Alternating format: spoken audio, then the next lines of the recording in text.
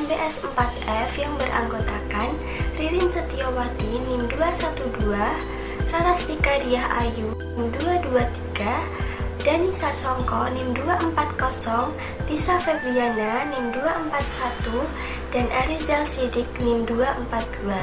Dalam video ini kami akan menjelaskan tentang akuntansi untuk kehilangan dalam proses produksi. Selamat menyimak. Yang pertama adalah kehilangan dalam proses produksi menggunakan sistem perhitungan biaya berdasarkan pesanan. Dalam proses produksi, produk yang dihasilkan tidak seluruhnya menjadi produk yang memenuhi standar kualitas karena kemungkinan terjadinya produk gagal. Selalu ada produk gagal. Produk gagal adalah produk yang dihasilkan selama proses produksi namun tidak memenuhi standar kualitas tertentu. Kerugian biaya atas kegagalan proses produksi dibebankan ke dalam pesanan karena objek biaya dan sistem perhitungan biaya berdasarkan pesanan ada di pesanan itu sendiri. Kerugian dalam proses produksi berdasarkan sistem perhitungan biaya berdasarkan pesanan dapat terjadi karena adanya sisa bahan, produk rusak, dan produk cacat. Kebanyakan dari kerugian ini diakibatkan oleh kurangnya mutu dan sebaiknya dihilangkan jika memungkinkan. Salah satu cara untuk menarik perhatian pada kebutuhan untuk mengurangi jenis kegagalan mutu semacam ini adalah dengan menentukan biaya dan kemudian melaporkannya kepada manajemen puncak. Biaya yang besar menandakan kesempatan untuk memperbaiki mutu secara substansial yang harus diartikan sebagai kesempatan untuk meningkatkan laba perusahaan. Yang pertama, akuntansi untuk sisa bahan atau scrap. Sisa bahan adalah bahan yang tersisa selama proses produksi, antara lain sisa-sisa bahan yang bertinggal setelah bahan tersebut diproses. Bahan rusak yang tidak dapat digunakan, bahan rusak akibat kegagalan mesin atau kecerobohan karyawan, pihak manajemen perlu melakukan analisa terhadap proses produksi atau terjadi inefisiensi dalam penggunaan bahan walaupun sisa bahan tidak dibebankan. Tapi tidak boleh diabaikan begitu saja karena sebenarnya sisa bahan tersebut masih dapat dijual. Perlakuan terhadap sisa bahan tergantung dari harga alternatif pencatatan yang digunakan tetap konsisten serta di setiap periodenya. Penjumlahan atas sisa bahan tersebut dapat diperlakukan sebagai: pertama, menambahkan pendapatan lain-lain; kedua, mengurangi beban pokok penjualan; ketiga, mengurangi biaya overhead pabrik; keempat, mengurangi produk dalam proses. Yang pertama, sisa bahan sebagai perubahan pendapatan lain-lain. Penjualan sisa bahan diakui sebagai penambahan pendapatan lain-lain. Apabila timbulnya sisa bahan tersebut masih normal, penjualan sisa bahan diakumulasi dan ditutup ke akun ikhtiar laba rugi dan disampaikan ke dalam laporan laba rugi sebagai pendapatan lain-lain pada kelompok pendapatan non-profesional. Dampaknya adalah meningkatkannya nilai laba bersih pada periode berjalan. Yang kedua, sisa bahan sebagai pengurangan beban pokok penjualan. Apabila timbulnya sisa bahan yang timbul masih bersifat normal, penjualan sisa bahan ini juga dapat diperlakukan sebagai pengurangan beban pokok penjualan. Dampaknya adalah menurunkannya nilai beban sebagai pengurangan dan pendapatan penjualan, sehingga nilai laba bersih akan semakin meningkat pada periode berjalan. Ketiga, sisa bahan sebagai pengarang biaya overhead pabrik. Hasil penjualan sisa bahan yang timbulnya masih bersifat normal dapat diperlakukan sebagai pengurangan biaya overhead pabrik atau BOP aktual. Hal ini berarti pada saat pembuatan anggaran biaya overhead pabrik di awal periode harus menyertakan hasil penjualan sisa bahan sebagai pengurangan Apabila hal ini tidak dilakukan, tarif BOP yang ditetapkan sebelumnya akan menjadi terlebih tinggi, sehingga pada gilirannya dapat memberikan dampak terhadap nilai BOP yang dibebankan setiap pesanannya. Oke, yang selanjutnya yaitu sisa bahan sebagai pengurang produk dalam proses. Apabila timbulnya sisa bahan tersebut karena sulitnya pengerjaan atas pesanan tertentu, maka penjualan sisa bahan diberlakukan sebagai pengurang biaya bahan atau produk dalam proses. Apabila sisa bahan memiliki nilai jual yang relatif tinggi atau nilainya signifikan dan secara kuantitas jumlahnya cukup banyak, maka perusahaan perlu melakukan pengendalian terhadap sisa bahan tersebut dengan prosedur penyimpanan bahan dan seorang penanggung jawab. Pada saat timbulnya sisa bahan, pencatatan dalam akun persediaan sisa bahan dengan nilai sebesar harga jual saat itu. Sementara saat penjualan sisa bahan tersebut dilakukan, terdapat pencatatan dengan nilai sebesar harga jual saat itu. Hal ini memungkinkan terjadinya selisih nilai sisa bahan menggunakan harga pasar dan harga jual. Namun selisih atau perbedaan tersebut dapat langsung dikoreksi. Apabila pada akhirnya sisa bahan dari proses produksi yang dimaksud tidak laku dijual, maka akan timbul permasalahan terkait biaya pembuangan atau pemusnahan sisa bahan tersebut.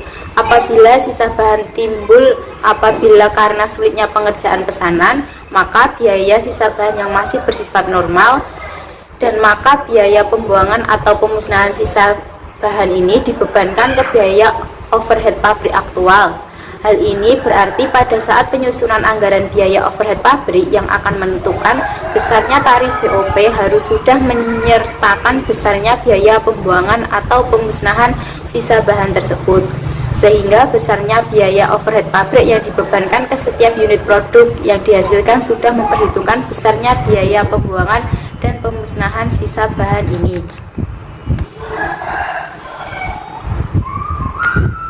Lalu yang selanjutnya, akuntansi untuk produk rusak atau spoiled.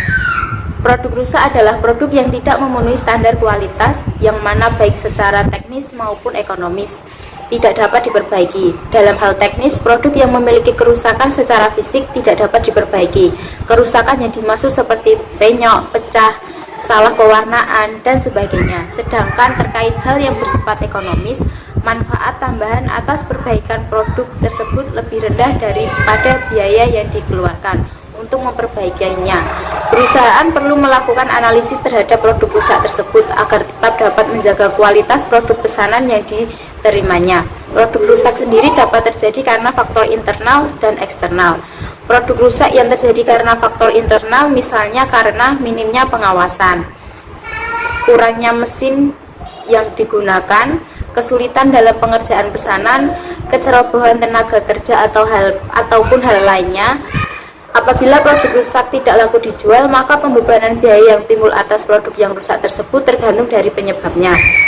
Seperti produk yang rusak karena rumitnya pengerjaan pesanan, produk yang rusak bersifat normal, produk yang rusak karena minimnya pengawasan, produk yang rusak terjadi karena faktor eksternal, misalnya karena adanya perubahan spesifikasi pesanan setelah proses produksi dimulai. Dalam kasus ini, biaya produksi rusak harus dibebankan ke produk pesanan, sehingga biaya produk dari pesanan tersebut yang menjadi lebih besar, namun perlu terdapat pemisahan terkait besarnya nilai produk rusak dengan produk yang berkualitas baik. Lalu selanjutnya yaitu produk rusak karena rumitnya pengerjaan pesanan. Produk rusak yang dihasilkan di setiap pesanan memiliki perbedaan karakteristik. Hal ini dapat terjadi karena tingkat kesulitan dalam pengerjaannya juga berbeda.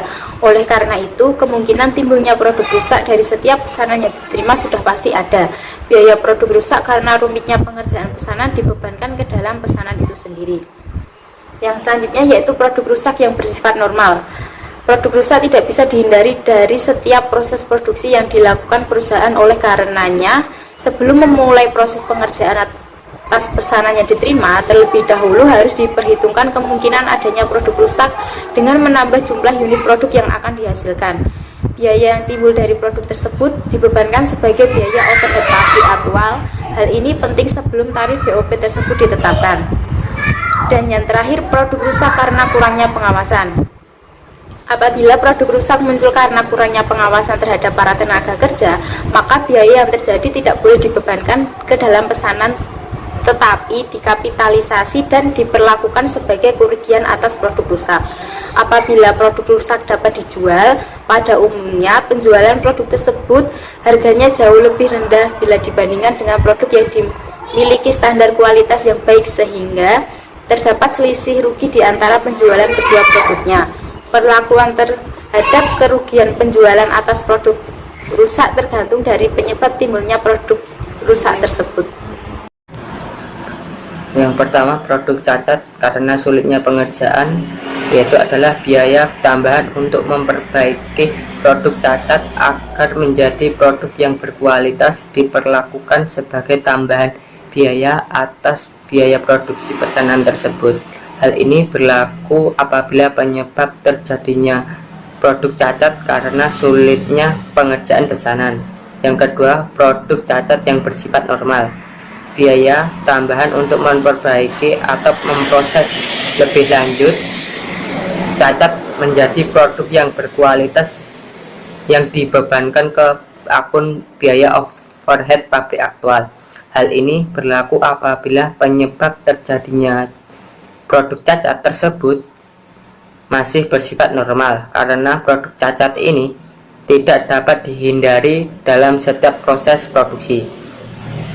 Oleh karena itu, pada saat penentuan tarif BOP di awal periode harus memperhitungkan biaya tambahan untuk memperbaiki memproses produk cacat ini. Yang ketiga, produk cacat karena kurangnya pengawasan.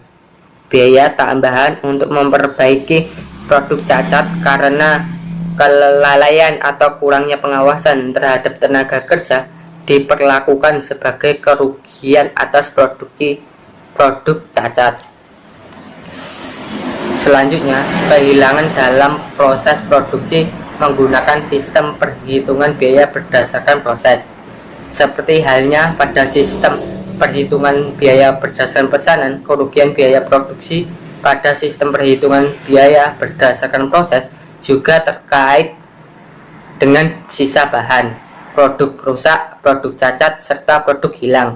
Pada pembahasan terkait akumulasi biaya, sistem perhitungan biaya berdasarkan pesanan mendasarkan objek biaya pada pesanan, sementara pada sistem perhitungan biaya berdasarkan proses, objek biayanya adalah departemen sebagai pusat biaya.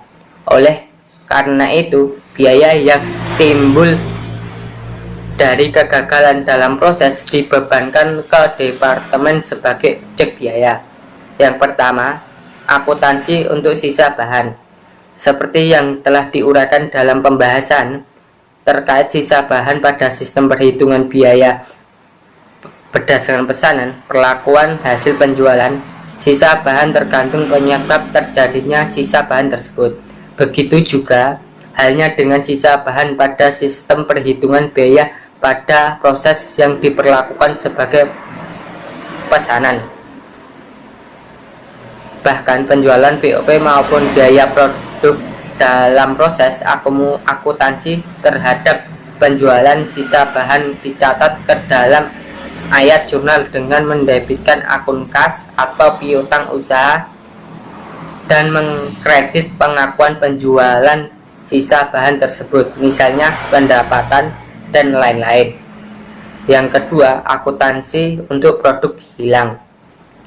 Produk hilang adalah produk yang secara fisik tidak ada wujudnya atau hilang dalam proses produksi, yang mana produk ini sendiri telah menyerap sejumlah biaya.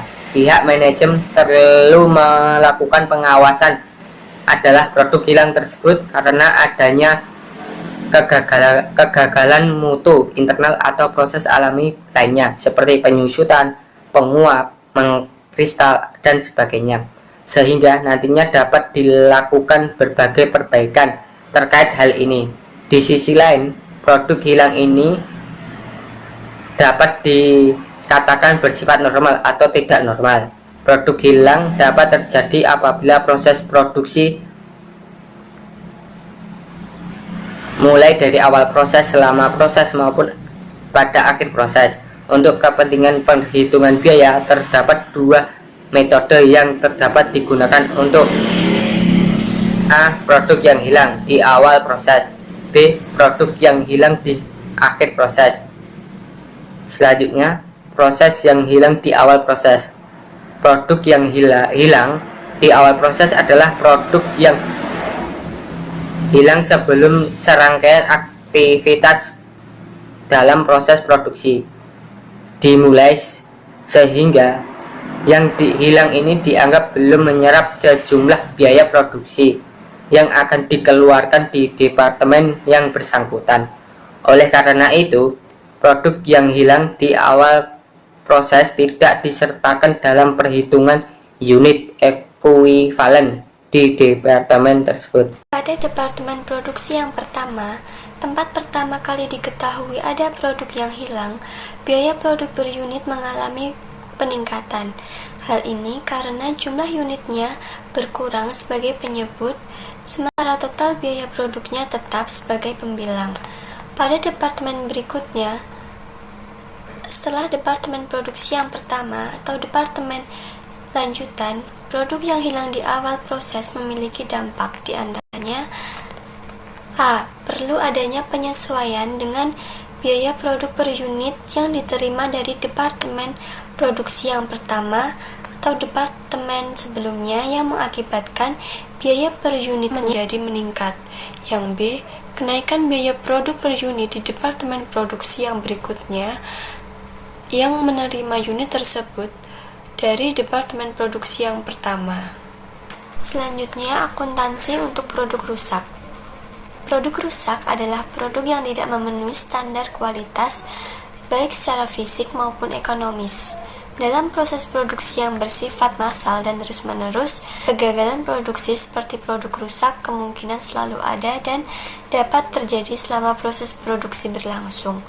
Pihak manajemen atau supervisor perlu mengetahui tidak hanya produk yang rusak secara fisik saja, tapi juga harus memperhatikan apakah penyebab timbulnya produk rusak tersebut. Apakah produk yang rusak bersifat normal atau ada sebab lain seperti kurangnya pengawasan, kelalaian tenaga kerja, kurangnya perencanaan dan sebagainya, sehingga dapat dijadikan sebagai dasar perbaikan ke depannya. Akuntansi biaya merupakan ilmu yang mempelajari bagaimana membebankan biaya produk yang rusak ke departemen yang menjadi tempat timbulnya produk rusak tersebut. Pada umumnya, produk yang rusak secara fisik dapat diketahui setelah proses produksi selesai dilakukan. Oleh karena itu, produk yang rusak tentu saja telah sepenuhnya dibebani biaya produksi. Karakteristik penyebab timbulnya produk rusak di antara sistem perhitungan biaya berdasarkan pesanan dengan antara sistem perhitungan biaya berdasarkan proses adalah sama, tetapi perlakuan akuntansinya berbeda. Biaya produk yang rusak pada antara sistem perhitungan biaya berdasarkan pesanan dibebankan ke dalam pesanan itu sendiri. Sementara pada antara sistem perhitungan biaya berdasarkan proses, biaya yang timbul dari produk yang rusak tersebut dibebankan ke departemen yang bersangkutan sebagai pusat biaya melalui perhitungan unit-unit ekuivalen. Apabila produk rusak tersebut dapat diketahui pada tingkatan proses tertentu, maka biaya yang diserap produk tersebut harus dihitung secara proporsional sesuai tingkat kerusakannya. Berikut ini adalah formula perhitungan produk yang rusak dalam unit-unit ekuivalen. Unit ekuivalen sama dengan produk jadi ditambah produk rusak ditambah produk dalam proses akhir. Perlakuan terhadap biaya produk rusak tergantung dari penyebab timbulnya produk rusak tersebut. Produk rusak dapat diklasifikasikan menjadi dua macam. Yang pertama, produk rusak yang bersifat normal, dan yang kedua, produk rusak yang bersifat tidak normal, seperti karena kurangnya pengawasan. Kriteria apakah produk rusak bersifat normal atau tidak normal ditentukan di awal periode. umumnya melalui persentase tertentu dari kapasitas produksi yang dikerjakan oleh perusahaan. A. Produk rusak yang bersifat normal. Produk rusak kemungkinan selalu ada dan tidak dapat dihindari, terutama pada proses produksi yang dilakukan secara massal dan kontinu, sehingga perusahaan sebaiknya telah memperhitungkan persentase produk rusak tersebut dalam aktivitas produksinya. Perlakuan akuntansi terhadap biaya dari produk rusak yang bersifat normal diklasifikasikan untuk A. Produk rusak yang bersifat normal dan tidak laku dijual, dan B. Produk rusak yang bersifat normal dan laku dijual. Biaya dari produk rusak yang bersifat normal dan tidak laku dijual diperlukan sebagai penambah biaya produk jadi atau produk yang memiliki standar kualitas yang ditransfer ke departemen berikutnya atau ke gudang produk. Hal ini berarti total biaya produksi di departemen tempat timbulnya produk rusak tersebut menjadi bertambah karena adanya kapitalisasi atau produk rusak. Sementara unit produk yang dikategorikan memiliki standar kualitas jumlahnya tidak berubah atau tetap, sehingga terdapat kenaikan biaya produksi per unit. B. Produk rusak yang bersifat tidak normal. Penyebab terjadinya produk rusak sangat beragam. Salah satunya diantaranya adalah kurangnya perencanaan dan pengawasan, kelalaian tenaga kerja, dan sebagainya. Perlakuan akuntansi terhadap biaya dari produk rusak yang bersifat tidak normal diklasifikasikan untuk A. Produk rusak yang bersifat tidak normal dan tidak laku dijual, dan produk rusak yang bersifat tidak normal dan laku dijual. Produk rusak yang bersifat tidak normal, misalnya karena kekurangnya pengawasan dan ternyata tidak laku dijual, tidak boleh dibebankan ke dalam produk yang memiliki standar kualitas atau produk baik, tetapi diakui sebagai kerugian atas produk rusak. Selanjutnya, 4. Akuntansi untuk produk cacat. Dalam proses produksi, seringkali dapat dihindari terjadinya produk yang tidak memenuhi standar kualitas. Salah satunya adalah produk cacat.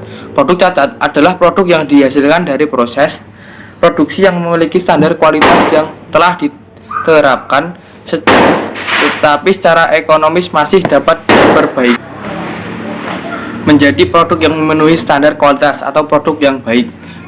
Perbaikan produk cacat tersebut dapat berupa penambahan biaya bahan, biaya tenaga kerja langsung, maupun biaya overhead pabrik. Apabila terjadinya produk cacat tersebut karena kegagalan internal, maka pihak manajemen atau supervisor perlu memberikan perhatian serius dengan memberikan tambahan perhatian pada karyawan, memperbaiki sistem produksi. Oleh karena produk cacat masih bisa diperbaiki menjadi produk yang memenuhi produk standar kualitas, maka satu-satunya jalan adalah melakukan perbaikan. Namun kemudian yang menjadi persoalan bagi akuntansi biaya adalah bagaimana perlakuan terhadap biaya yang dikeluarkan untuk memperbaiki produk cacat tersebut. Perlakuan terhadap biaya perbaikan tergantung dari penyebab terjadinya produk cacat tersebut, antara lain A. Produk cacat yang bersifat normal, dan B. Produk cacat yang terjadi karena kesalahan. A. Produk cacat yang bersifat normal. Kemungkinan timbulnya produk cacat dalam proses produksi selalu ada dan tidak dapat dihindari. Apabila hal tersebut terjadi, maka semua biaya perbaikan atas produk cacat dibebankan dan digunakan atau dikapitalisasi ke setiap elemen biaya yang ada di departemen tempat terjadinya produk cacat tersebut. Dampaknya, total biaya produksi akan meningkat karena adanya tambahan biaya untuk produk cacat tersebut, sehingga terjadi kenaikan biaya produk per unit di departemen tersebut. B. Produk cacat yang terjadi karena kesalahan. Produk cacat akibat sejumlah kesalahan yang dilakukan seperti kesalahan perencanaan, kesalahan pemanasan mesin, kesalahan tenaga kerja, kurangnya pengendalian, dan sebagainya. Apabila produk cacat adalah kesalahan dalam proses produksi, maka tambahan biaya untuk memperbaiki produk cacat tersebut tidak boleh dibebankan ke produk yang memiliki standar kualitas atau produk yang baik, tetapi diakui terpisah sebagai kerugian atas produk cacat.